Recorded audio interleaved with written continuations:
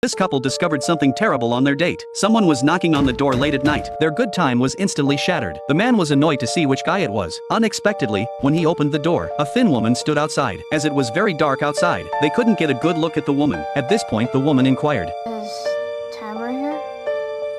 No. I think you have the wrong home.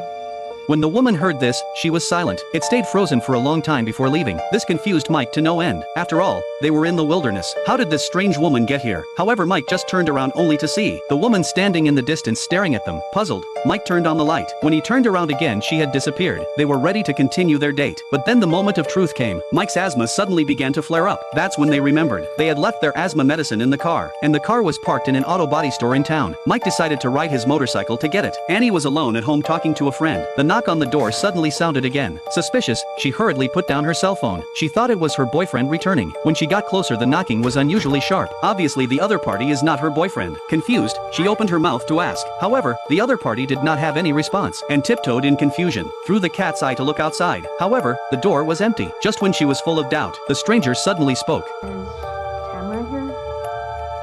No. We already told you there is no Tamara here. Unexpectedly, the stranger fell silent again. Annie waited for a long time without a response. She thought the stranger had left, so she looked through the cat's eye.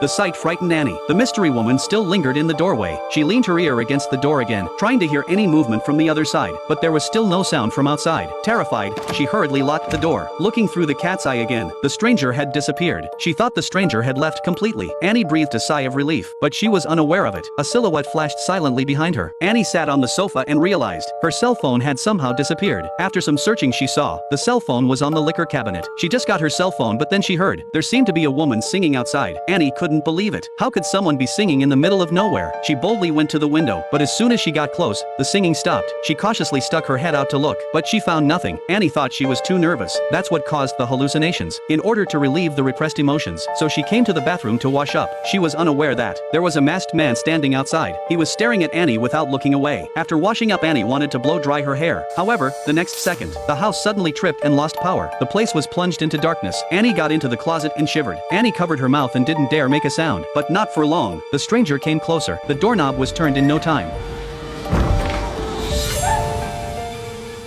It was a false alarm. It turned out to be her boyfriend coming home.